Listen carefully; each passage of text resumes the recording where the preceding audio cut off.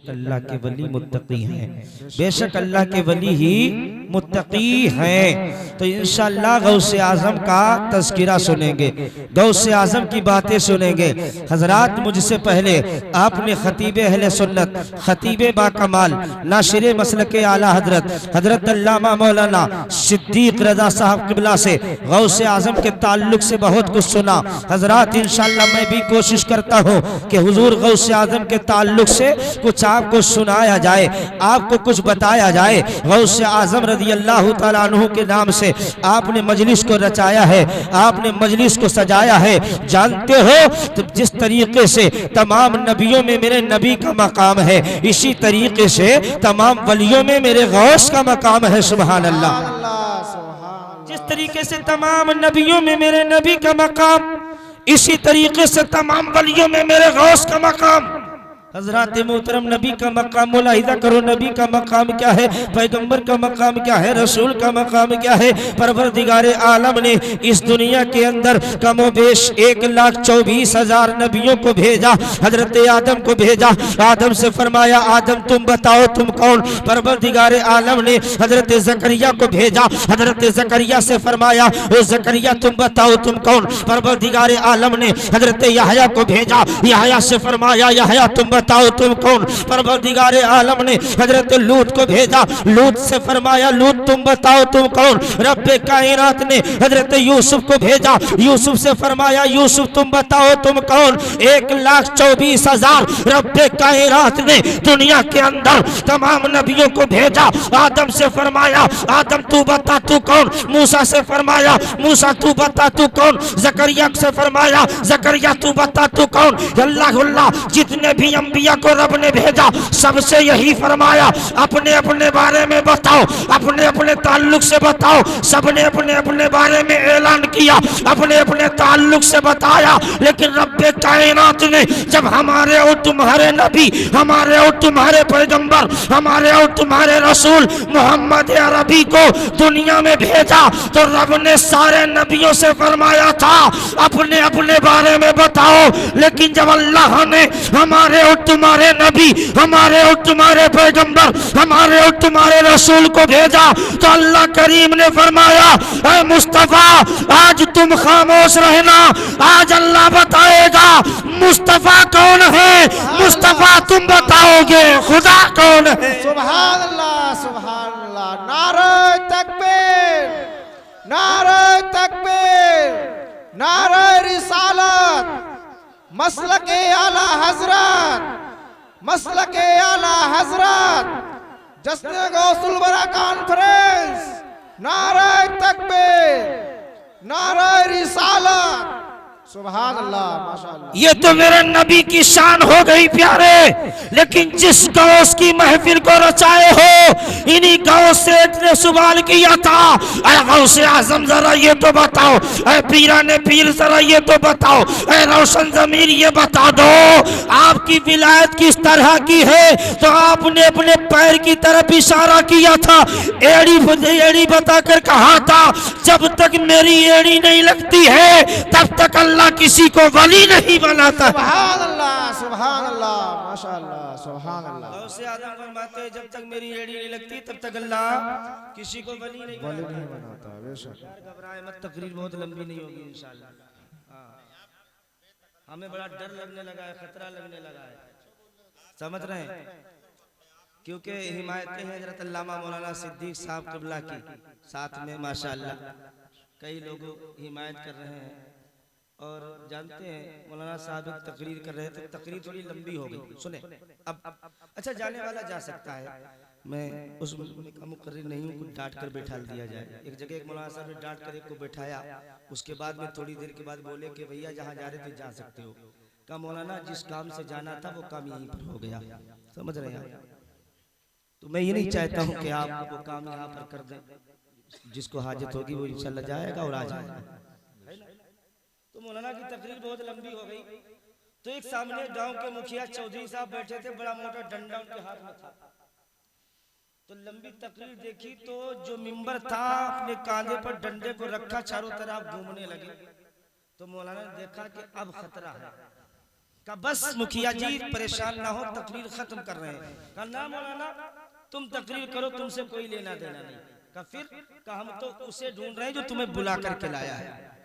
तो ये कारी शाह साहब क़िबला लाए, आप इसे नहीं पढ़ लीजिएगा। जरा एक मरतबा गौसे आज़म के नाम से बोलो सुभान अल्लाह। सुभान अल्लाह। राते मोहतरम बड़े मोहब्बतों वाले हैं गौसे आज़म आपसे, आप जो है गौसे आज़म से बड़े मोहब्बत करते हैं। इंशाअल्लाह ये काम मोहब्बत गौसे आज़म की दुनिया में भी काम आएगी, आखिरत में भी काम आएगी। सुभान अल्लाह। सुभान अल्लाह। वरना मोहब्बतें लोग तरह तरह की करते हैं, मोहब्बतों का जवाब ही नहीं देता।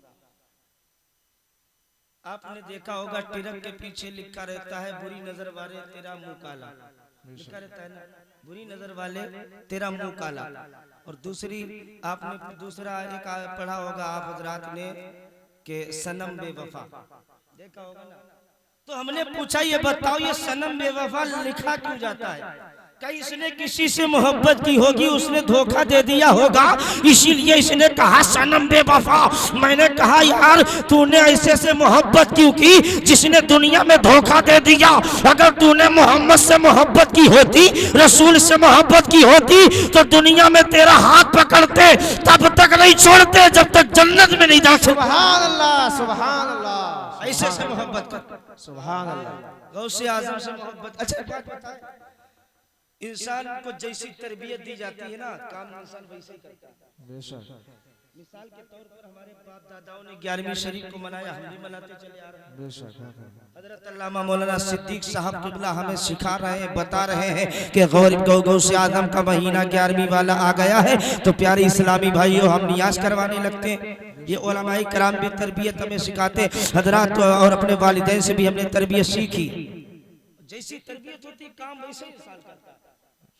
एक बादशाह का आपने नाम सुना होगा, उनका नाम है महमूद गजनवी। हजरात ये बादशाह का एक दिन दरबार लगा था, उसने तमाम वजीरों को जमा किया और रियाया भी आ गई।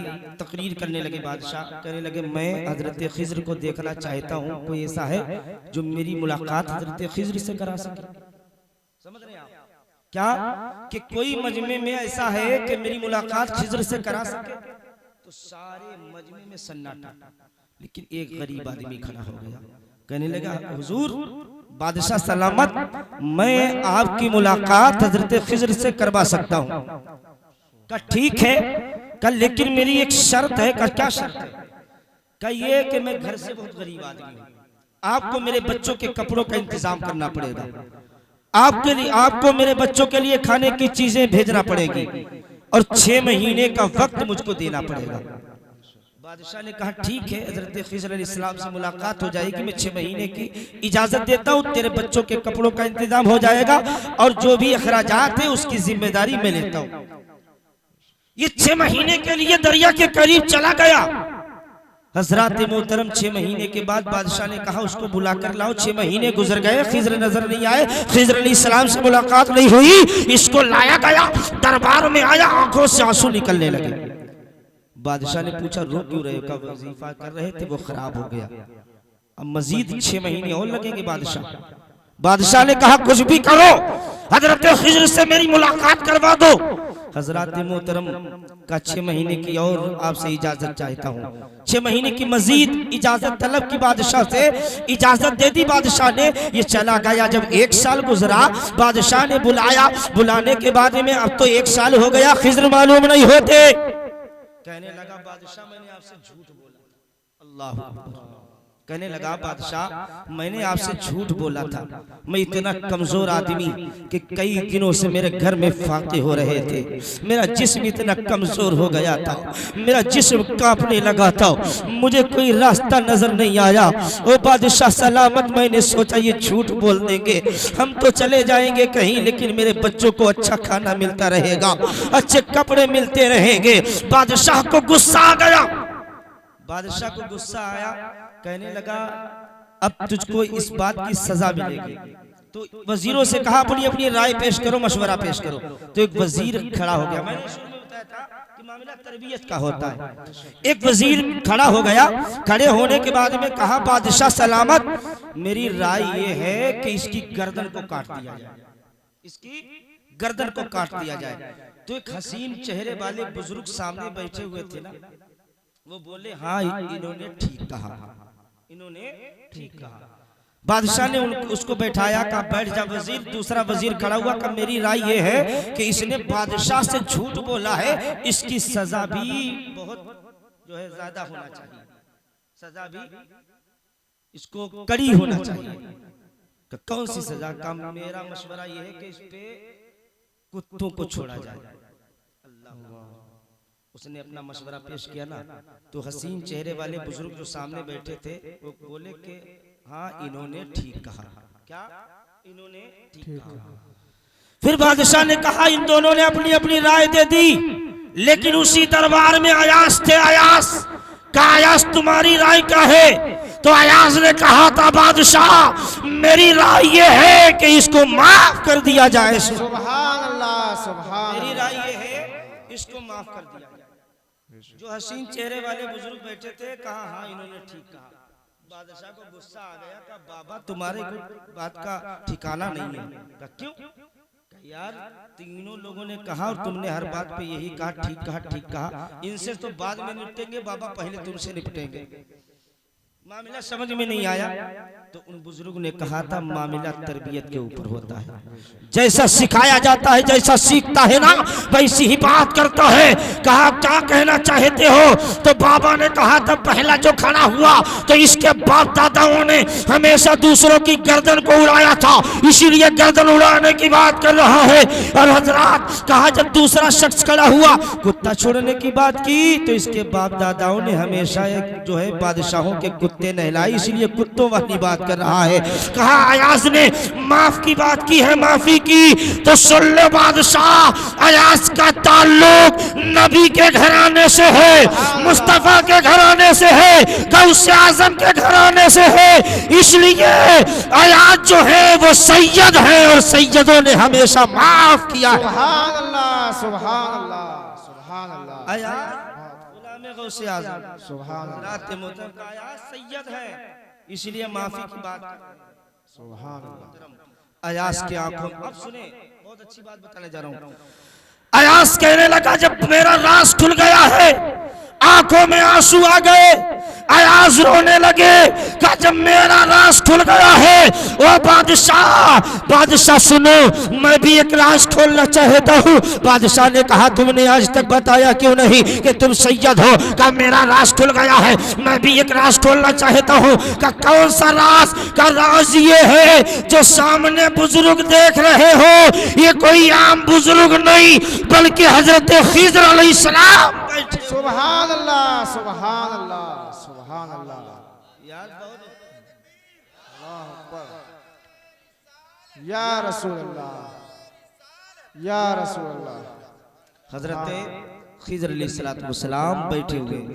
यार हम तो गौसे आजम से मोहब्बत करते हैं। आपने सुना था गौसे आजम इरशाद फरमाते अगर मैं पश्चिम में हूँ और मेरा पुकारने वाला पूरब के आखिरी हिस्से से मुझे पुकारे तो उसकी पुकार नहीं खत्म हो पाती है, मैं मदद के लिए पहले पहुंच जाया करता हूँ। सुभान अल्लाह। मैं मदद के लिए पहले ही पहुंच जाया करता हूँ। अच्छा हुजूर सैयदना गौसे आजम के जमाने में एक पीर ने ऐलान ये किया कि अगर मेरा कोई मुरीद गलती करता है, खता करता है, गुनाह करता है, या तो 1 महीने में वो तौबा कर लेता है या तो वो मर जाता है। किसके जमाने में? गौसे आजम के जमाने में ऐलान किया कि मेरा अगर कोई मुरीद गलती करता है ना, गुनाह करता है, तो 1 महीने में या तो वो मर जाता है या वो तौबा कर लेता है। तो ये खबर मेरे गौस तक पहुंची। गौसे आजम ने सुना तो उन पीर साहब को बुलाया। बुलाने के बाद में कहा पीर जी आपका मामला क्या है, बताएं तो सही। कहा हुजूर मेरा मामला ये है, मेरा चाहने वाला, मेरा मानने वाला, मेरा मुरीद कोई खता करता है, कोई गलती करता है, या तो वो 1 महीने में तौबा कर लेता है या मर जाता है। हुजूर गौसे आजम ने कहा पीर जी ये आपका मामला है, कादरियो नाश करो अपनी किस्मतों पर। गौसे आजम फरमाते हो पीर जी आपका मामला ये है, लेकिन मेरा मामला इसके बरअक्स है। सुभान अल्लाह, मेरा मामला इसके उल्टा है। काजी आपका मामला क्या है? गौसे आज़म फरमाते हैं मेरा मामला ये है, मुझसे मोहब्बत करने वाला, मेरा नाम लेने वाला, मुझको पुकारने वाला मेरा मुरीद उस वक्त तक मरता ही नहीं है जब तक वे तौबा नहीं कर लिया करता। सुभान अल्लाह, सुभान यार गौसे आज़म फरमाते हैं मेरा नाम लेने वाला उस वक्त तक मरता ही नहीं है जब तक वो तौबा नहीं करता। अल्लाह, सुभान अल्लाह। यार ये गौसे आज़म की शान पर नाज हम क्यों ना करें? ज़रा निदा देगा मुनादी हश्र में यूं कादिरियों को, किधर है कादिरी कर ले नजारा गौसे आज़म का। खुदा के फजल से हम पर है साया गौसे आज़म का, हमें दोनों जहां में है सहारा गौसे आज़म का। हज़रात लेकिन गौसे आज़म की जिंदगी से अच्छा जलसे का मकसद ही होता है कि कुछ हम सीख करके जाएं। ये पढ़ाई होती है कुछ पढ़ करके जाएं। गौसे आज़म आपने सुना, गौसे आज़म ने इशा के वुजू से मुकम्मल 40 साल तक नमाज़े फजर को अदा किया। सुभान अल्लाह, इशा के वुजू से नमाज़े फजर को अदा किया। और 15 साल तक गौसे आज़म ने 1000 नवाफिल अदा किए, उनमें हर रात में एक कुरान पाक को खत्म किया। सुभान अल्लाह, सुभान अल्लाह। लेकिन आज हम गौसे आज़म को तो मानते हैं, लेकिन माँ बाप की बातों को नहीं मानते साहब। बूढ़े माँ बाप घर के अंदर हैं, नौजवान सताते हुए नजर आ रहे हैं, बूढ़े माँ बाप को लोग गालियां देते हुए नजर आ रहे हैं। अल्लाह की कसम माँ बाप की बेहुरमती ना किया करो। आका फरमाते हैं अगर माँ बाप को तूने सताया है ना, खाने काबा का तवाफ करते करते इंतकाल हो जाएगा, तब भी अल्लाह तुझसे राजी नहीं होगा। आका फरमाते अच्छा थोड़ा सा मामला बनता है ना, तो पहले इंसान पहुंच जाता है कि ऐसा कीजिए मौलवी साहब एक तावीज़ लिख दीजिए। लेकिन तावीज़ लेने वालों सुनो, तावीज़ बाद में लिया करो, सबसे पहले अपने माँ बाप से दुआओं के लिए कहा करो। जब माँ बाप दुआओं के लिए हाथ उठाते हैं, आका फरमाते हैं अल्लाह करीम माँ बाप की दुआओं को रद्द नहीं बल्कि कबूल कर लिया करता है। सुभान अल्लाह, सुभान अल्लाह। ये बाप है, ये माँ है, अल्लाह की कसम जानते हो कितनी मुसीबतों के साथ, कितने दुखों के साथ एक बाप ने तुझको पाला। ईद का दिन आता था, घर में कुछ भी नहीं होता था, एक बाप तेरे लिए कपड़ों का इंतजाम करता था, खुद पुराने कपड़ों में ईद कर लिया करता था, इसलिए कि मेरे लाल का दिल ना टूटने पाए, मेरे बच्चे का दिल ना टूटने पाए, मेरे बच्चे की आंखों से आंसू ना निकलने पाए। बाप ने कितनी मोहब्बतों से, कितनी नाज से तुझे पाला, गुर्बत की जिंदगी में तुझे अच्छे खाने खिलाए, लेकिन जब तू जवान हो गया, बूढ़े बाप को एक जो है खुराक दबा देने के लिए तैयार नहीं, लाने के लिए नहीं तैयार। ये माँ है, रात के 12 बजे अगर तू रोया तो इस माँ ने अपने सीने से रात के 12 बजे तुझे लगा लिया। रात के अंधेरे में माँ अपने बच्चे को रोते देखती है तो माँ का दिल दहल जाता है, कलेजा दहल जाता है, कांप जाता है। अल्लाह की कसम माँ अपने लाल को सीने से लगाती है, माँ अपनी बच्ची को सीने से लगा लेती। क्यों? इसलिए कि मेरे लाल को कोई तकलीफ तो नहीं, मेरा लाल परेशान ना हो जाए। इस माँ ने कितनी मोहब्बतों के साथ तुझे पाला। अल्लाह की कसम मुसलमानों, कितनी बड़ी मुसीबत आ जाए, अरे माँ बाप के कदम चूम कर रब की बारगाह में दुआ कर देगा, अल्लाह तुझे यहाँ भी कामयाब कर देगा मैदान महशर में। सुभान अल्लाह, सुभान अल्लाह। इरादा बना लो मुसलमानों, अल्लाह की कसम माँ बाप को नहीं सताएंगे, माँ बाप का दिल नहीं दुखाएंगे, क्योंकि आज मुआशरे के अंदर देखा जाता है माँ बाप हम लोगों के पास आते हैं कि हमारा बेटा मुझे मार, हज़रात उनकी आंखों से आंसू टपकने लगते हैं, रोने लगते हैं माँ बाप। जानते हैं आप एक बच्चा, अच्छा माँ बाप का मर्तबा क्या है पता कब चलता है माँ बाप का? एक बच्चा है 4.5 साल का, हज़रात 4.5 साल का बच्चा, बाप का इंतकाल हो गया, तीजा का दिन है, अच्छे अच्छे खाने पक रहे नियाज के लिए, पकते हैं ना तीजे के दिन खाने, अच्छे अच्छे खाने पक रहे नियाज के लिए, अल्लाह अकबर, मिठाइयों को जमा किया गया। बच्चे ने रोकर कहा था अम्मा जी ये तो बताओ सब खाने के लिए आ रहे, मेरा बाप को खाने के लिए आए। नन्हा सा बच्चा ये नहीं जान रहा है कि मेरा बाप मौजूद है कि नहीं मौजूद है। कहा माँ अच्छे अच्छे खाने ईद के दिन पकते थे तो मेरा बाप भी दस्तरखान पर बैठता था, मैं भी दस्तरखान पर बैठा करता था। आज अच्छे अच्छे खाने लग गए लेकिन मेरा बाप नजर नहीं आ रहा। बेबा माँ ने अपने लाल को सीने से लगाया, बेबा माँ ने अपने नूरे नजर को सीने से लगाया। माँ की चीख निकल गई। कहा माँ रो किस लिए रही है? अल्लाह की कसम मुसलमानों, माँ ने कहा था बेटा सब्र करो, अरे बेटा सब्र करो। का माँ समझ नहीं आता बाबा कहाँ चले गए हैं। अल्लाह पर एक लड़के को बुलाया, माँ ने कहा इसके बाप के पास ले जाओ। लड़के ने उंगली को पकड़ा है, उंगली को पकड़ने के बाद में कब्रिस्तान में लेकर गया है। कब्रिस्तान में ले जाने के बाद में कब्र के ऊपर खड़ा कर दिया। कहा बेटा तेरा बाप इसके अंदर लेटा हुआ है। ना समझ बच्चा समझ ना सका कि मेरा बाप बोलेगा नहीं बोलेगा। हजरात पुकारना शुरू कर दिया, बाबा जी बाहर आ जाओ, बाबा जी बाहर आ जाओ। मेरे मिल्लत के नौजवानों, बाप को पुकार रहा है लेकिन बाप नहीं बोल रहा है। बच्चा कब्र पे रोता रहा। हजरात हम आंसू बहाते रहेंगे। माँ बाप अगर गुजर गए तो दुनिया में देखने को नहीं मिलेंगे। हजरात माँ बाप अगर दरमियान हमारे ना रहे तो दुआओं के लिए तरस जाओगे। अल्लाह की कसम ना खून कटता है, चोट लगती है तो माँ बाप के हाथ पहले अल्लाह की बारगाह में उठ जाते हैं।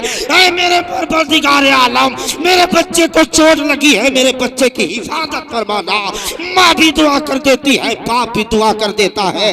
मेरे मिल्लत के नौजवानों, अरे तुम गौसे आजम की महफिल में आए हो, गौसे आजम से मोहब्बत करते हो तो आज से वादा कर लो अपने माँ बाप को नहीं सताएंगे। इंशाअल्लाह कह दो हाथ उठा करके, अल्लाह की कसम महफिल में वादा करोगे गौसे आजम भी राजी हो जाएंगे, हुसैन भी राजी हो जाएंगे, मुस्तफा भी राजी हो जाएंगे। क्यों? जब तक माँ बाप नहीं राजी होंगे, जब तक खुदाए बादा शरीक नहीं। जो बात की थी मैंने बता दी।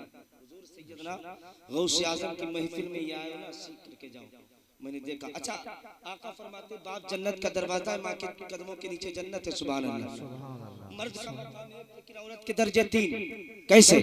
हजरात बाप जन्नत का दरवाजा, मेरे आका फरमाते हैं बच्ची है पैदा हुई है तो माँ बाप के लिए रहमत, और बड़ी होकर के जवान होती है शादी हो जाती है अपने शौहर के लिए रहमत। तीसरा मकाम आका फरमाते हैं जब ये माँ बन जाती है इनके कदमों के नीचे जन्नत। हजरात मोहतरम जरा गौर करो, माँ के कदमों के नीचे जन्नत। रब चाहेता तो माँ की पेशानी को देखना जन्नत बता सकता था, रब चाहेता माँ की आंखों को देखना जन्नत बता सकता था, रब चाहेता माँ के हाथों को देखना जन्नत बता सकता था। लेकिन रब्बे कायनात को माँ के मर्तबे को बताना था। और जिस माँ के कदमों का ये आलम है उस माँ की पेशानी का आलम क्या होगा? जिस माँ के कदमों का ये आलम है उस माँ की आंखों का आलम क्या होगा? अल्लाह की कसम गिरते हम हैं लेकिन दिल तड़प जाता है हमारी माओ का। गिर चोट हमें लगती है लेकिन कलेजा दहल जाता है हमारी माओ का। अल्लाह की कसम जब माएँ गुजर जाया करती हैं, बाप गुजर जाया करते हैं तो दुआ के लिए प्यारी इस्लामी भाइयों दर बदर की ठोकरें खाते हैं, कोई दुआ करने वाला नहीं मिलता है। अल्लाह अकबर, इसे काम करो कि अल्लाह भी राजी रहे, हमारे रसूल भी राजी रहे, औलियाए किराम भी राजी रहे। अरे गौसे आजम की मजलिस में आने वालों, गौसे आजम रज़ी अल्लाह तआला अन्हु की बारगाह में एक अच्छा, जब इंसान सोचता है कि अब सारे डॉक्टरों ने मना कर दिया, सारे अतिब्बा ने हकीमों ने मना कर दिया, अब कहीं काम चलने वाला नहीं, तो कहता है चलो अल्लाह के वली के मजार पर चलो। कहता नहीं कहता कि अगर अब शिफा मिलेगी तो अल्लाह के वली के मजार से मिलेगी। एक मरीज है बगदाद के अंदर, उस मरीज का इलाज बहुत कराया गया, पूरे बगदाद में दिखाया, डॉक्टरों को, अतिब्बा को, हकीमों को, सारे शहर में घुमाया गया, लेकिन सबने लाइलाज कह करके वापस कर दिया। हज़रात गौसे आज़म रज़ी अल्लाह तआला अन्हु की बारगाह पे मरीज लाया गया, मरीज लाया गया, लाने के बाद चारपाई को रखा गया। मरीज ऐसा था कि बातें भी नहीं कर सकता था, बोल नहीं सकता था, लेकिन गौसे आज़म की बारगाह में फरियादी बनकर लोग फरियाद करने लगे। गौसे आज़म के दामन को थामा, गौसे आज़म के कदमों में गिर गए। वो गौसे आज़म दुआ कर दीजिए या कोई दवा पेश कर दीजिए जिससे मेरा मरीज ठीक हो जाए। सुभान अल्लाह। तो गौसे आजम रज़ी अल्लाह ताला अन्हु ने उनकी बात को सुना, जमीन की तरफ झुके, झुकने के बाद में कुछ उठाया, मुंह में डाला, मरीज बातें करने लगा। सुभान अल्लाह, सुभान अल्लाह। मरीज बातें करने लगा। जब मरीज बातें करने लगा, घर वालों ने देखा कि मेरा मरीज तो ठीक हो गया, लेकर चले गए। लेकिन अकीदतमंद कहाँ मानने वाले, दामने गौस को तामलिया का हुजूर ये बताया कि कौन सी दवा पेश कर दी। बड़े बड़े डॉक्टरों तबीबों ने मना कर दिया, लेकिन आपने कौन सी दवा को पेश कर दिया जिससे बोलने लगा। मेरे गौस फरमाते हैं मैंने किसी दवा को नहीं पेश किया, बल्कि मेरे मदरसे में जो बच्चे पढ़ते हैं उनके कदमों के नीचे जो घास के तिनके आते हैं, उसी घास का तिनका उठाकर मरीज के मुंह में डाल दिया, अल्लाह ने शिफा बख्श दी। सुभान अल्लाह, सुभान अल्लाह। गौसे आजम के मदरसे में पढ़ने वाले बच्चों के कदमों का ये आलम था, तो मेरे गौस के कदमों का आलम क्या। सुभान अल्लाह, सुभान। बच्चे मदरसे में पढ़ता है ना, उन्हें हिकारत की नजरों से ना देखा। अगर हो सका करे कोई बच्चा गरीब तालीम हासिल कर रहा है, उसकी मदद भी कर दिया करो, क्योंकि इसको मेहमाने रसूल दुनिया कहती है। सुभान अल्लाह, सुभान अल्लाह। हजरात बड़ा मर्तबा है, जब तक पढ़ रहा है दुनिया इसको मेहमाने रसूल कहती है, जब फारिग होकर का आलिम दीन बनता है दुनिया इसको नाइबे रसूल कहा करती है।